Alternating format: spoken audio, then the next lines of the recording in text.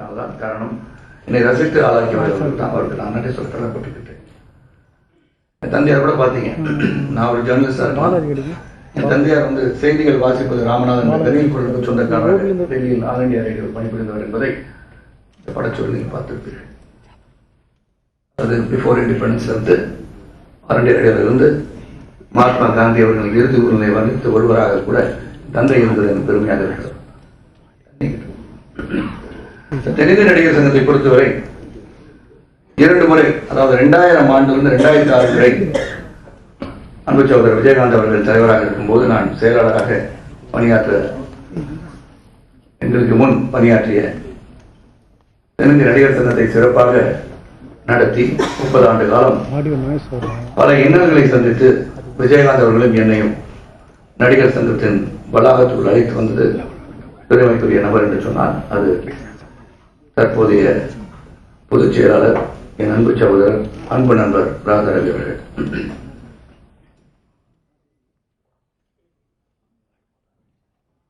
இருந்து 2006 வரை கடன் பிரச்சனை அதிகமாகிவிட்டது. இதை முடித்து வைக்க வேண்டும் என்று துவங்கியது நடிகர் சங்கம்.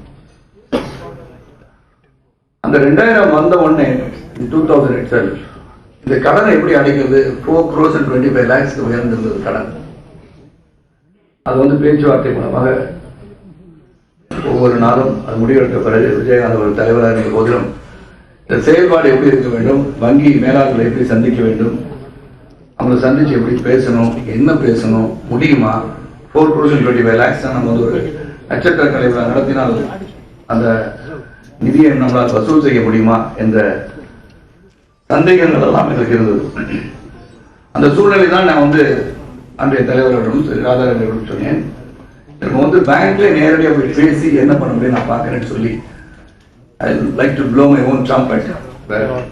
சிங்கிள் ஹேண்டட்லி அந்த மேனேஜர் போய் காலையில் போய் பார்க்கறது, அவங்க டிவிஷன் ஆஃபீஸில் போய் பார்க்கறது, அந்த 4,25 lakhs கடனை 1,25 lakhs குறைத்த பெருமை எனக்கு உண்டு என்பதில் நான் இங்கு சொல்ல கடமைப்பட்டிருக்கின்றேன். எதுக்காக சொல்லனா, தலைவர் விஜயகாந்த் இருந்தாலும் என்ன செய்ய போகிறேன் என்று சொல்லிவிட்டு சென்ற ஒரு செயலாளர் எப்படி செயலாற்றிருக்கிறார் என்பதை சுட்டிக்காட்டுவதற்காக அதை சொல்கின்றேன். ஆக ஒரு டிஸ்டர்ஸ் செட்டில்மெண்ட் சொல்லலாம்.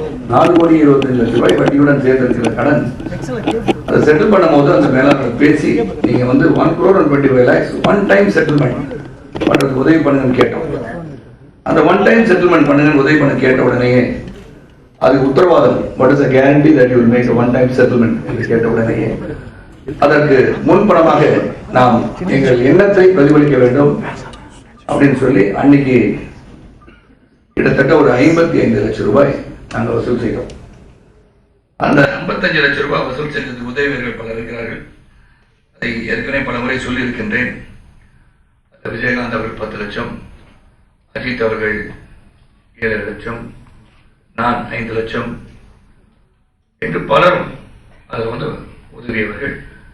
55 லட்சத்திட்ட வரும்போது 50 லட்சம் ரூபாயை நேரடியாக வங்கிக்கு எடுத்து சென்று இதுதான் என்னுடைய முன்பணம், நாங்கள் இந்த கடனை திருப்பி தருவோம் என்பதற்கு இதுவே சான்று, இதுவே சாட்சி என்று அதை கொடுத்த உடனே இந்த பேலன்ஸ் 75 lakhs நீங்க உடனடியாக தரணும்.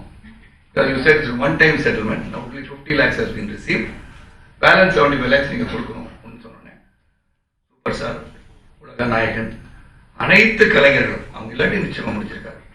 Once again, the state, I thank all the stars who came and helped us. Malaysia, Singapore பயணத்தின் போது அங்கு போய் நட்சத்திர கலைவா நடத்தி அந்த பணத்துல அந்த பேலன்ஸ் 75 lakhs கட்டணும். அந்த பேலன்ஸ் 75 lakhs கட்டும் போது அந்த ஷார்ட் பீரியட்ல the interest had gone up by 26 lakhs. 26 லட்சம் ரூபாய் வட்டி கட்ட வேண்டிய சூழல் எங்களுக்கு உருவாகிவிட்டது.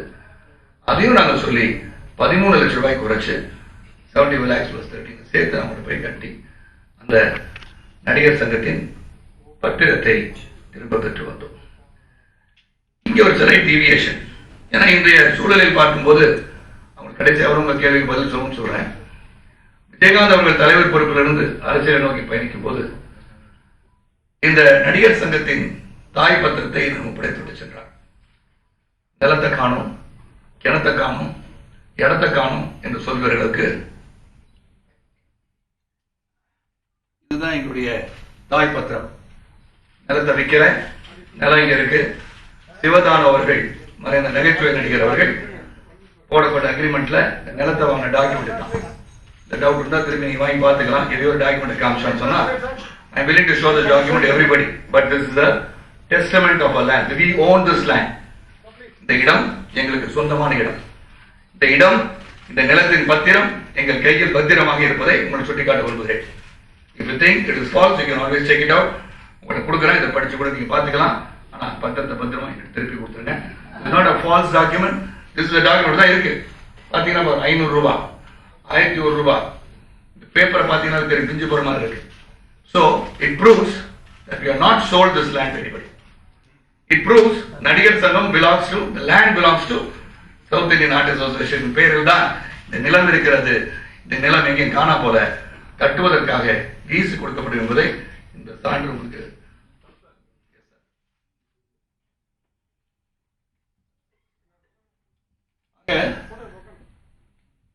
இந்த நிலத்தை வாங்கிய பிறகு பல செயற்குழுல வந்து இதை பத்தி பேசணும். இது மறுபடியும் கடனில் ஆழ்ந்து விடுமா? அப்ப ஒரு வருமானத்தை ஈட்டுகின்ற ஏதாவது ஒன்றை செய்ய வேண்டும் என்று இருந்தோம். அங்க இருந்ததுல பாத்தீங்கன்னா 1600 சதுரடி தான் இவங்க அட்மினிஸ்ட்ரேட்டிவ் பிளாக் இருந்தது. 1600 ஸ்கொயர் ஃபீட்டுக்கு மிகையாக இல்லை.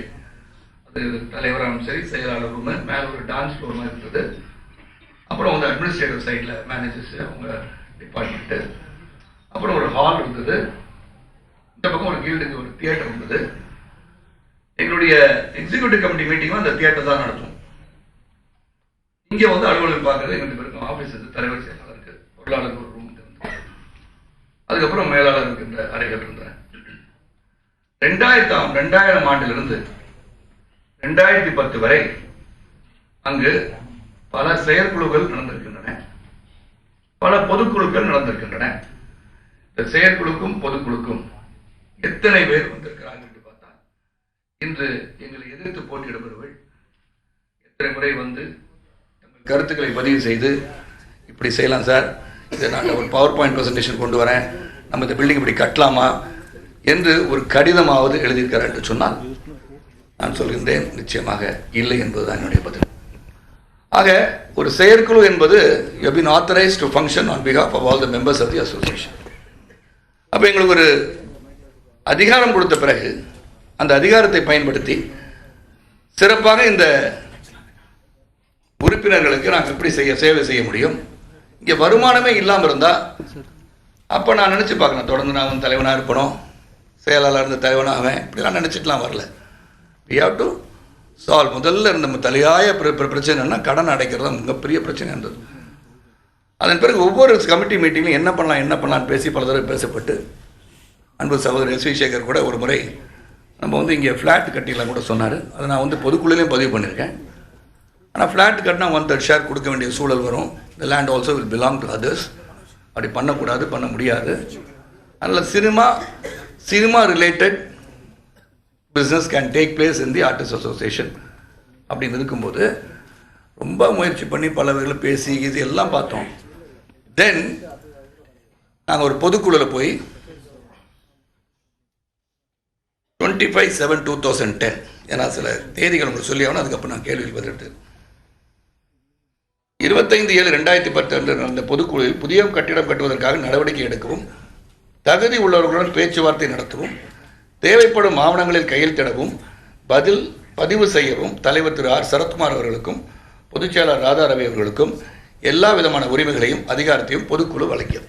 25/7/2010 பொதுக்குழு நாங்களும் ஒப்புதல் வாங்குகிறோம். அதன் அடிப்படையில் அனுபவமிக்க கலை உலகத்தில் ஈடுபாடு உள்ள தகுதி படைத்த எஸ்பிஎஸ் சினிமாஸை பற்றி சொல்லணும்னா பல தியேட்டர்ஸ் வந்துருச்சு. நீங்கள் மாடர்னைஸ் பண்ணியிருக்கிறது எஸ்பிஐ வந்து ஒரு 4 ரன்னர்ஸ்ன்னு சொல்லலாம். தியேட்டர் வந்து ஒரு பெரிய லெவலில் வெளிநாடுக்கு இணையாக தியேட்டர் உருவாகிறது எஸ்பிஐ சினிமாஸ். பல தியேட்டர் காம்ப்ளெக்ஸஸ் இருக்கான். எஸ்பிஐ வந்து one of the leading firms. அந்த மாதிரி 4-5 பேரில் ஒருத்தர். ஸோ யாரோ ஒருத்தர் கான்ட்ராக்டர் போய் நான் கான்ட்ராக்ட் கொடுக்கல. அதன் அடிப்படை அனுபவமிக்க கலை உலகத்தில் ஈடுபாடுள்ள தகுதி படைத்த எஸ்பிஐ சினிமா நிறுவனத்துடன் புதிய கட்டிடம் கட்டுவதற்கு அளித்த திட்ட முன்வடிவு, நிதி ஆதாரம், நடிகர் சங்க அறக்கட்டளைக்கு வரக்கூடிய வருமானம் எல்லாம் மிக தெளிவாக குறிப்பிடப்பட்டு சிறப்பான வருமானம் ஈட்டுகின்ற ஒப்பந்தம் 25/11/2010.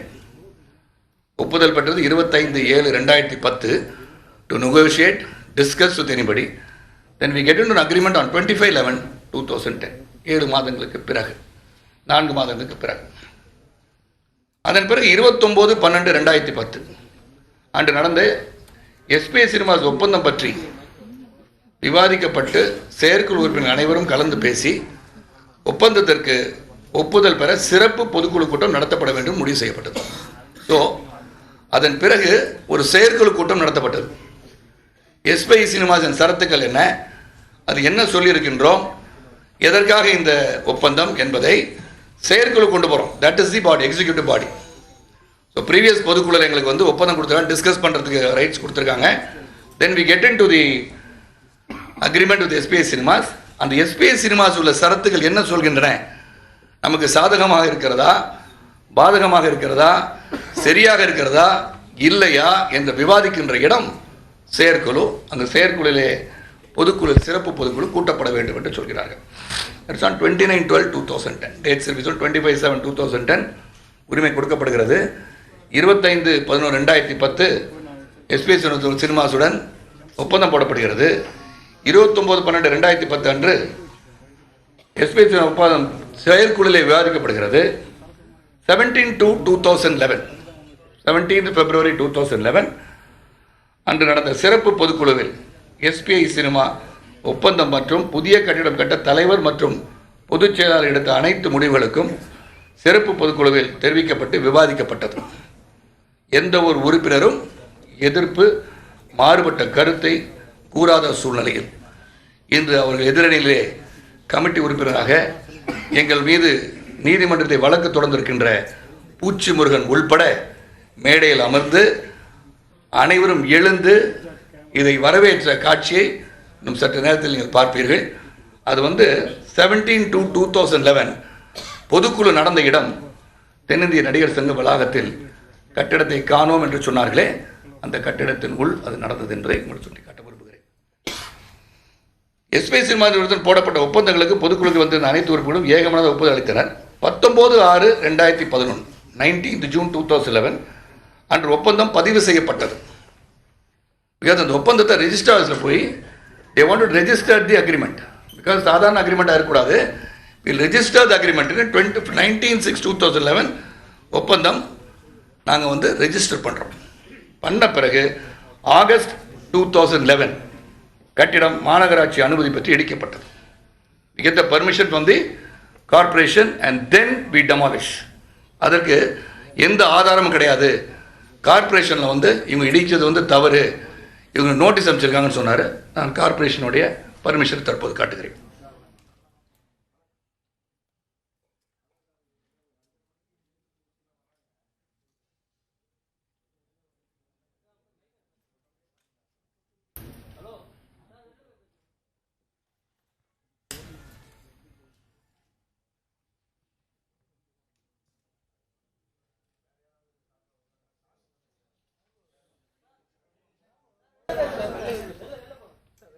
தயவுசெய்து நீங்கள் பேசுகிறவங்க சற்று வெளியே இருந்தால் பெற்று.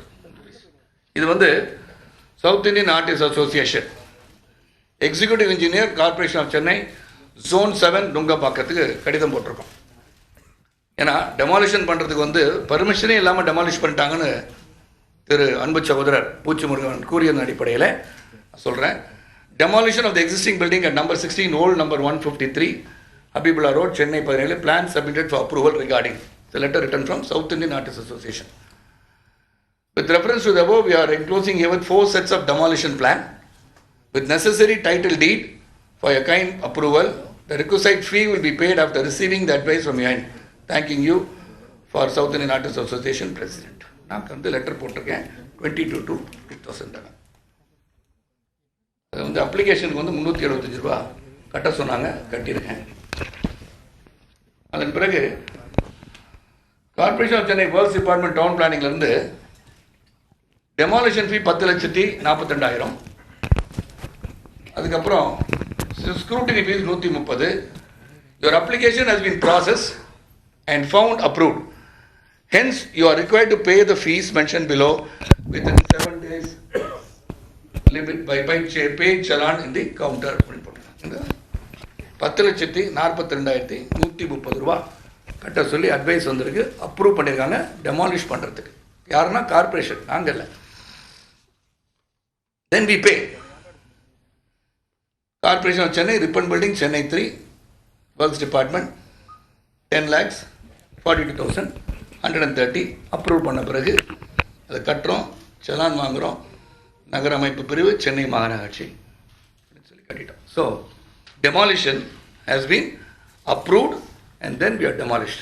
ஏதோ திடீர்னு நாங்கள் போயிட்டு இடிச்சிட்டேன்னு சொல்கிறதுக்கு இட்ஸ் ஆல்சோ இந்த தமிழ்நாடு கவர்மெண்ட் கேசட்டில் இருக்குது. grant of no judicial certificate is here. So இதுவும் இருக்குது. So we got all the documents. If you want you can also share. நாங்கள் கொடுத்து அனுப்புகிறோம். அப்புறமா எல்லோரும் காப்பி கொடுக்க தயாராக இருக்கும். டெமாலிஷ் பண்ணுறதுக்கு பர்மிஷன் இல்லைன்னு சொன்னதுக்கு அது டாக்குமெண்ட். தாய் பத்திரம் எங்கள்கிட்ட இருக்கிறதுக்கு டாக்குமெண்ட் கொடுத்துருக்கேன். ஆக இந்த தேர்தல் பிறகு எதற்கு நடக்கிறது என்பதை மட்டும் விவரித்து விட்டு உங்கள் கேள்விகளுக்கு நான் தயாராகின்றேன். இப்போ நாங்கள் இந்த ஒப்பந்தம்லாம் உங்களுக்கு காமிச்சேன். இது திடீர்னு ஒரே நாள் எடுத்து 2 பேர் முடிவு பண்ண ஒப்பந்தம் அல்ல.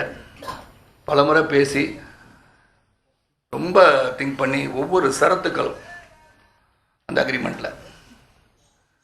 அப்போ ஒரே ஒரு வாடகை ஒரு இடத்துலேருந்து வந்தால் எப்படி? 10 கடை கட்டி வச்சிடணும், 10 பேர்ட்ட வாடகை வாங்கணும். இந்த மாதிரி சுச்சுவேஷன் வரக்கூடாதுன்னா SBS cinemas we selected because you are paying 24 lakhs as rent every month. 24 லட்சம் ரூபாய் ஒரு மாத வாடகைக்காக ஒப்பந்தம் போடப்பட்டுள்ளது. ஒப்பந்தம் 29 வருடம் 11 மாதம் லீஸ் கொடுக்கப்பட்டு பில்டர்ஸ் அக்ரிமெண்ட் போடப்பட்டு பர்மிஷன் வாங்குறதுக்கு பவர் ஆஃப் அட்டார்னி கொடுத்து ஒரு முறை நாங்கள் போய்ட்டு இருக்கோம் கார்பரேஷன் பர்மிஷன், எம்எம்டிஏ பர்மிஷன் அப்படின்னு அதுக்கு பவர் ஆஃப் அட்டார்னி கொடுக்கப்பட்டு 3 அக்ரிமெண்ட் போட்டோம். அப்போ அந்த அக்ரிமெண்ட் போட்ட பிறகு தான் அந்த டெமாலிஷன் இதெல்லாம் பண்ணாங்க. ஸோ 1,48 லட்சம் ரூபா deposit. On signing 24 lakhs, on demolition 24 lakhs, the balance 1 crore இந்த பில்டிங் கட்டி முடித்தவுடன் நீங்கள் ஆக்கிபை பண்ணுறதுக்கு அனுமதி வழங்கியவுடன் அந்த 1 crore சொன்னாங்க.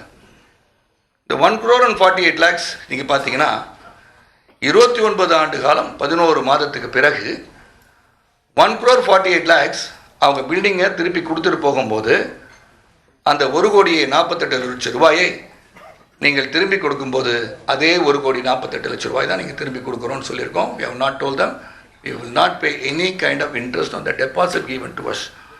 பட் அந்த 1,48 லட்சம் ரூபாய் deposit at the end of 29 years and 11 months earns compound interest போட்டு நீங்கள் ஏர்ன் பண்ணி பார்த்தீங்கன்னா கிட்டத்தட்ட நான் தோராயமாக சொல்கிறேன் almost 9 crores. So we earn 8 crores out of a deposit which we return after 29 years and 11 months.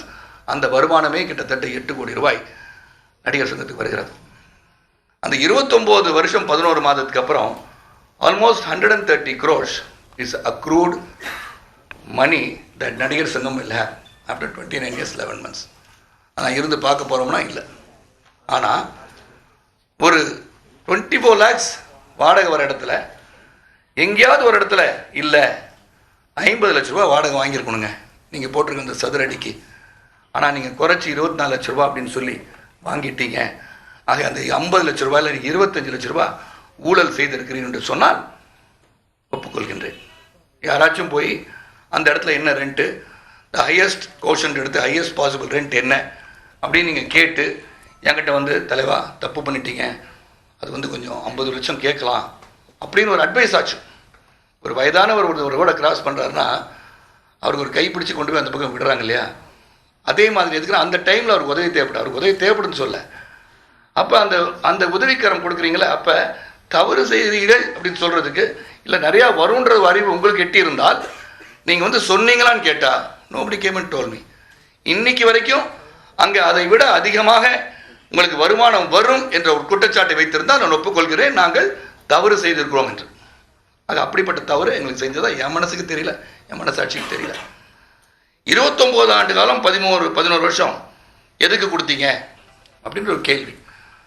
அதில் அது 99 வருஷத்துக்கு கொடுத்துட்டாங்கட்டாங்க. அது just show the lease agreement time இருக்கா. 29 years 11 months கொடுக்கப்பட்ட அந்த லீஸ் அக்ரிமெண்ட்டில் அண்மையிலே என் அன்பு சகோதரர் பூச்சி முருகன் அவர்கள் சொல்லியிருக்காங்க. அதில் வந்து 100 சதுரடி அதில் இருந்துச்சுன்னா நான் கேஸை வாபஸ் வாங்குறேன்னு சொல்லியிருக்காங்க. இதில் வந்து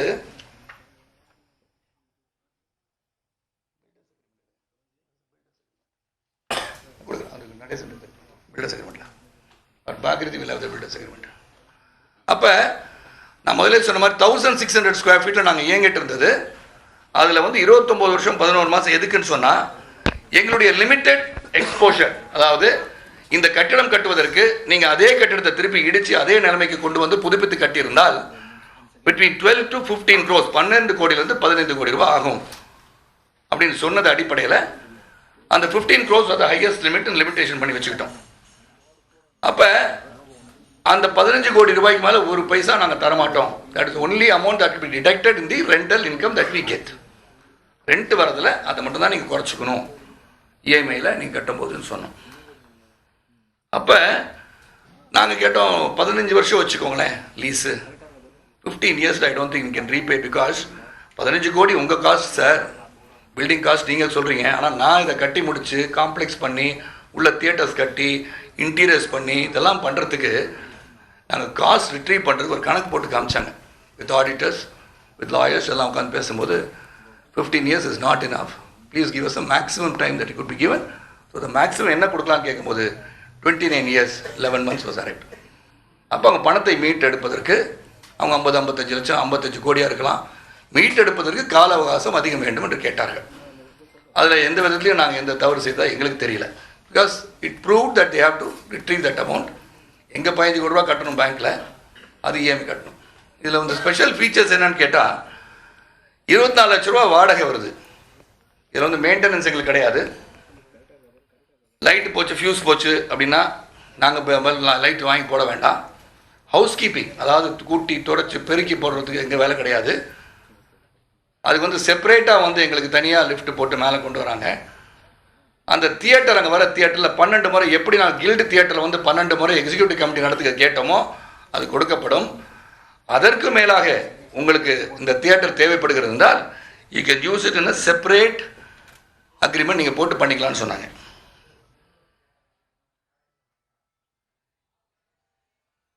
இந்த இடத்துல 100 சதுரடி இருந்தால் இந்த அக்ரிமெண்ட்டில் இருந்தால் வேறு எதாவது காமிச்சு நினச்சிடாங்க. Agreement between SBI cinemas and நடிகர் சங்கம் சேரிட்டபிள் ட்ரஸ்ட். இதில் வந்து rent free and maintenance free சங்கம் officers with electricity for 29 years and 11 months. The agreement says, builders agreement.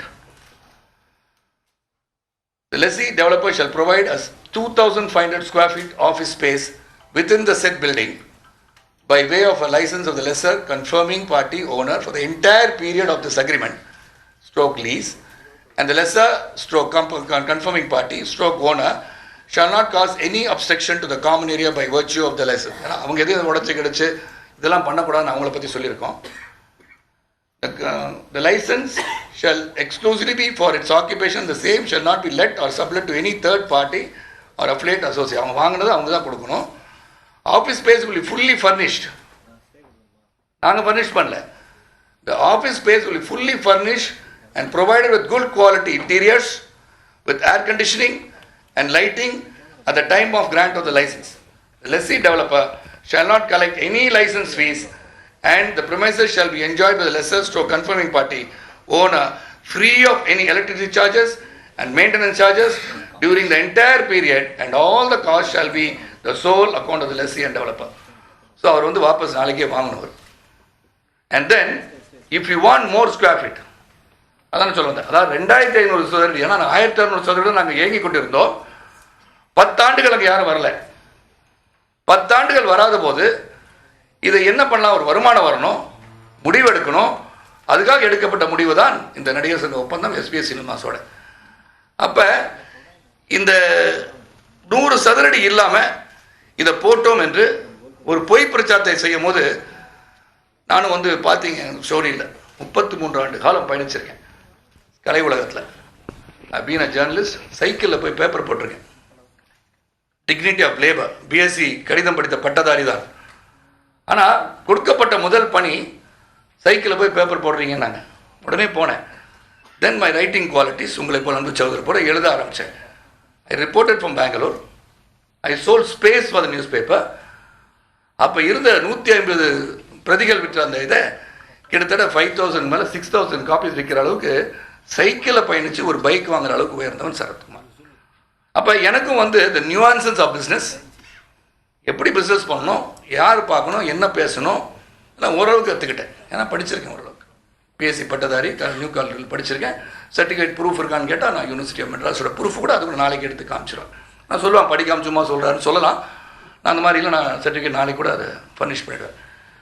அப்போ இது சொல்லும்போது வலிக்குது. நான் அவங்கள குறைய சொல்ல, அவங்கள இப்படி போடப்பட்ட இந்த திட்டத்தின்படி அருகிலிருந்து ஒப்பந்தத்திற்கு ஒப்புதல் அளித்து விட்டு டெமாலிஷன் ஆன பிறகு ஒரு வழக்கை நீதிமன்றத்தில் தொடர்கிறார்.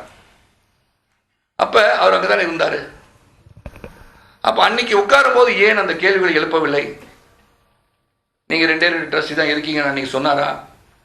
ஏன்னா விஜயகாந்த் அவர்களும் நானும் இருக்கும்போது managing trustee and trustee, the south Indian artist associations president and secretary automatically become managing trustee and trustee. அப்போ அன்று இருந்தவர்கள் 2 பேர் தான். கடனை அடைப்பதற்கு வங்கியில் எங்கள் 2 பேர் கையெழுத்து ஒப்புதலாக இருந்தது. ஆனால் ஒரு கையெழுத்து போட்டு ஒரு நல்ல ஒப்பந்தத்தை உருவாக்குவதற்கு 2 பேர் கையெழுத்து போட்டு அது ஆகாது. கேட்டால் மாமன் மச்சான் என்று சொல்றீங்க. எனக்கு ராதாரவி அவர்களை வந்து புதுக்கோட்டையில் படிக்கும்போது Radharavi was my senior. Is my friend.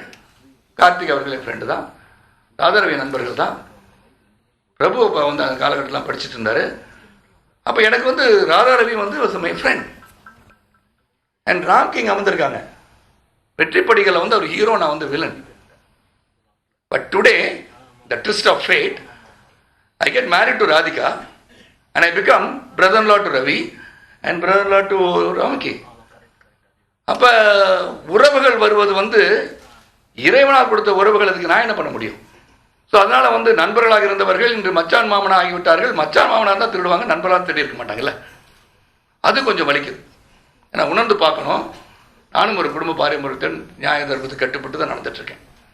So அதனால் அதை சொல்லும்போது அதை இடித்தவர் இருக்கும்போது நீங்கள் என்ன பண்ணுறீங்க? அப்பொழுதாவது பொதுக்குழுவில் வந்து ஒப்புதல் செய்யப்பட்ட அந்த ஒப்பந்தத்தை நீங்கள் என்ன பண்ணியிருக்கணும்? நாங்கள் வந்து சில கேள்வி கேட்கணும்னு சொன்னால், I am the most acceptable actor. ஒத்துக்கிறோம். யார் வேணால் சரத்குமாரை வந்து கான்டாக்ட் பண்ணால் பெரிய விஷயமே கிடையாது. என்னை உடனடியாக சந்திக்கக்கூடிய அலைபேசியில் தொடர்பு கொள்ள, இல்லை சில நண்பர்களும் உடனடியாக சரத் சாரை பார்க்கணும்னு சொன்னால் பார்க்க முடியாதுன்னு யாராச்சும் ஒருத்தர் சொல்லுங்கள். அவர் பிகு பண்ணிக்குவார், நாளைக்கு வான்னு சொல்லுவார். அந்த மாதிரி இது வரைக்கும் நடக்கலை.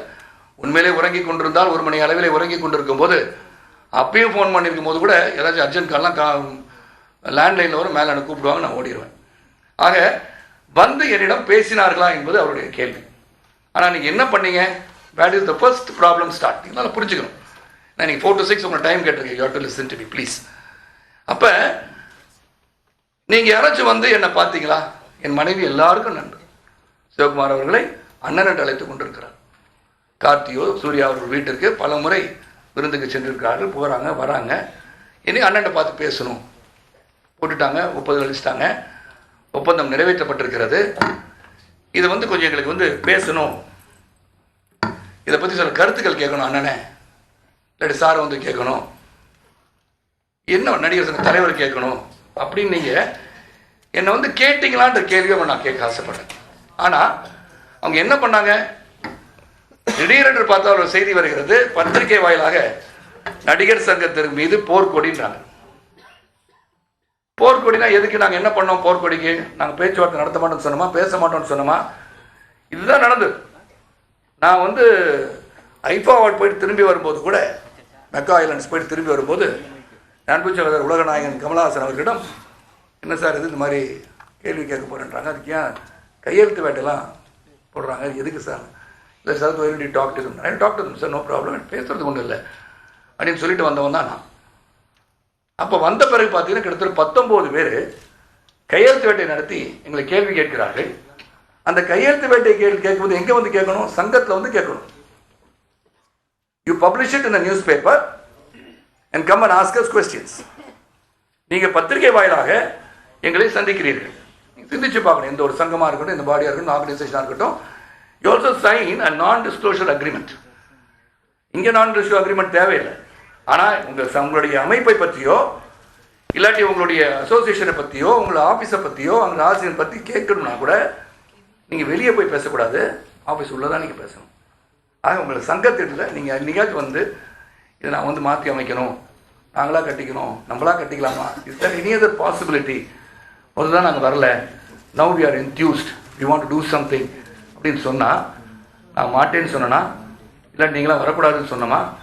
ஏன்னா நீங்கள் பார்ப்பீங்க ஒரு இடத்துல படத்தில் இளைஞர்கள் வர வேண்டும் என்று சொல்லி இருக்கிறவரை அவரே சொல்கிறார். அன்பு சகோதரர் விசால் அவர்கள் எங்களை வரணும் வரணும்னு சொல்கிறீங்க, நான் வந்து வராமல் இருந்தது எங்கள் தப்பு தான் சொல்கிறார்.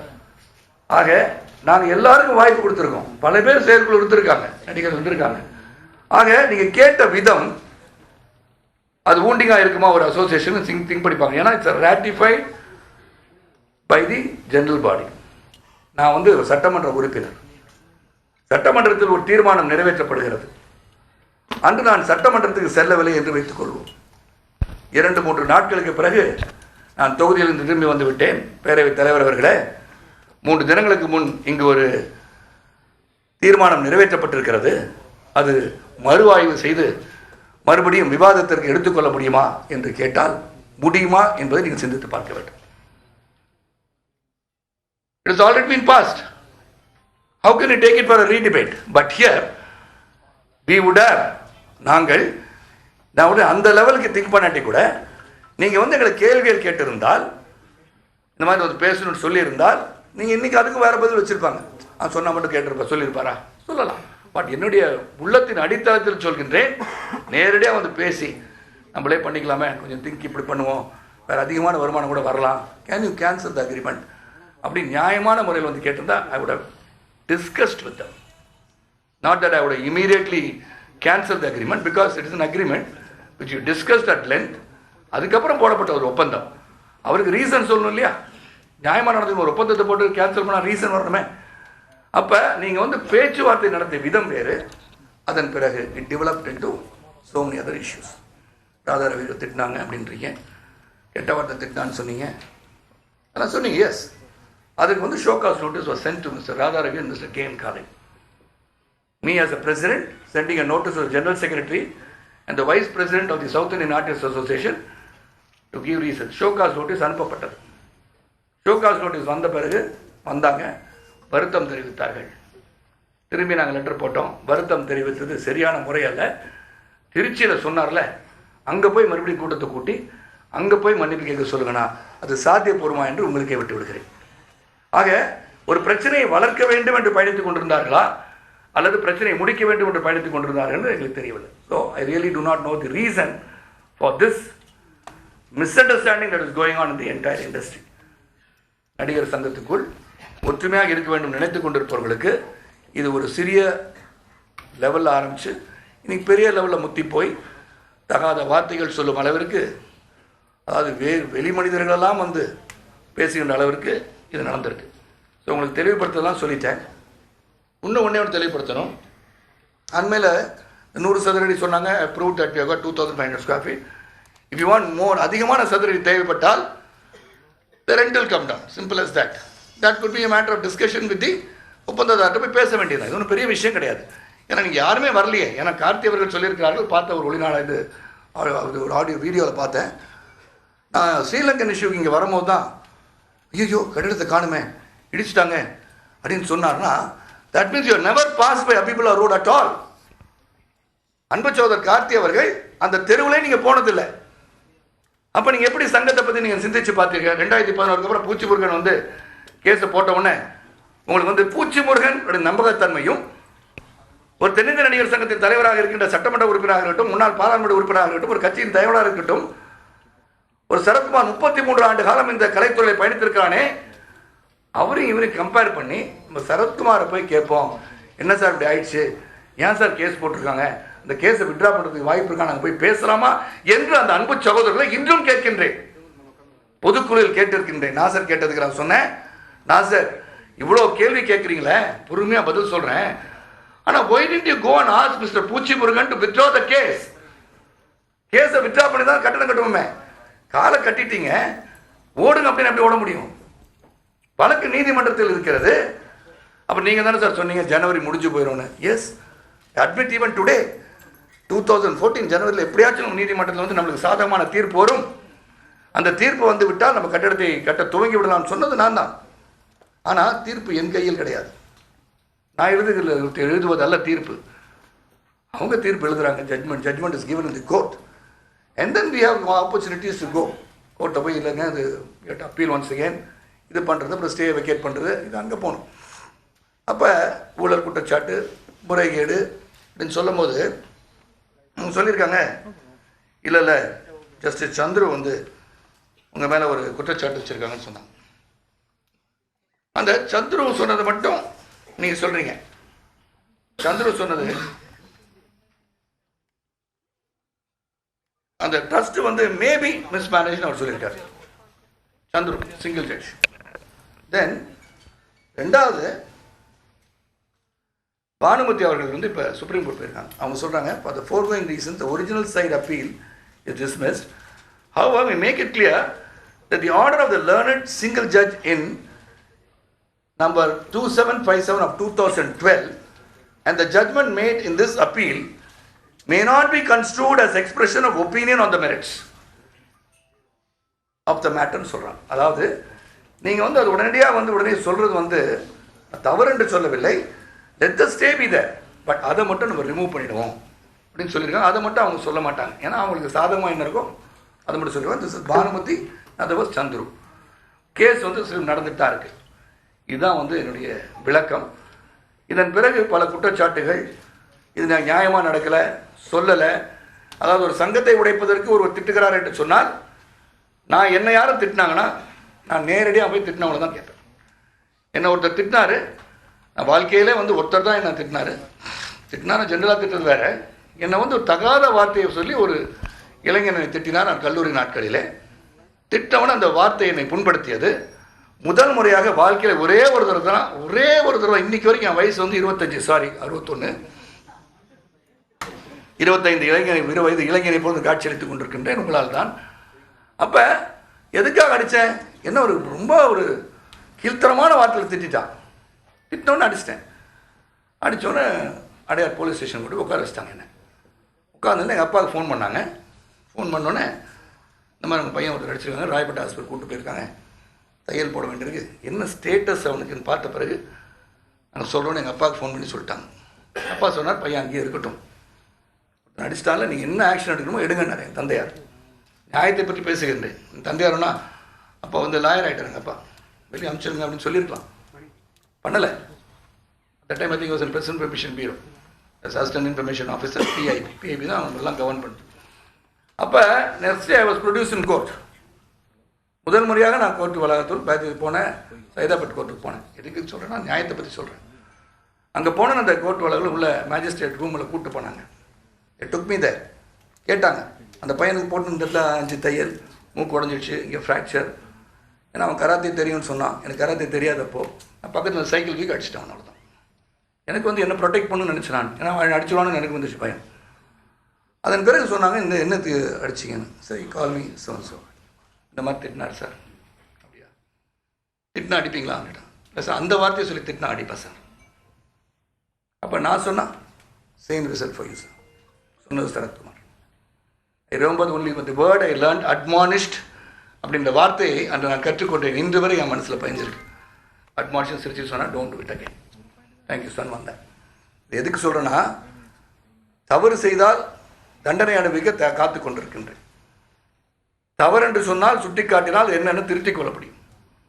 ஒரு பிரச்சனை என்று சொன்னால் அந்த பிரச்சனை வந்து முடித்து வைப்பது தான் திறமை.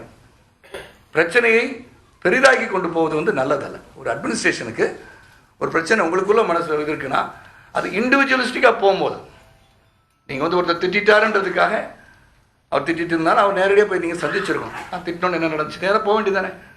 என்ன சார் பேசிட்டு இப்படியே பேசிட்டு இருப்பீங்களா, நீங்கள் போய் கேட்டிருக்கலாமே. Then it would have been a different issue. It would have been a personal issue where personality clashes. அப்படி நடந்திருக்கும். நடிகர் சங்கத்துக்கு வந்து இந்த பிரச்சனை வந்திருக்காது. திட்டுவது மட்டும்தான் காரணமா, அல்லது சில பொத்தம் பொதுவாக சொல்லிக்கின்ற ஊழல் குற்றச்சாட்டு தான் காரணமா? அப்போ முறைகேடு என்று சொல்வது காரணமா? அண்மையில் உன்னை இதை சொல்லிட்டு நான் கேள்விக்கு உட்காந்துறேன். பிகாஸ்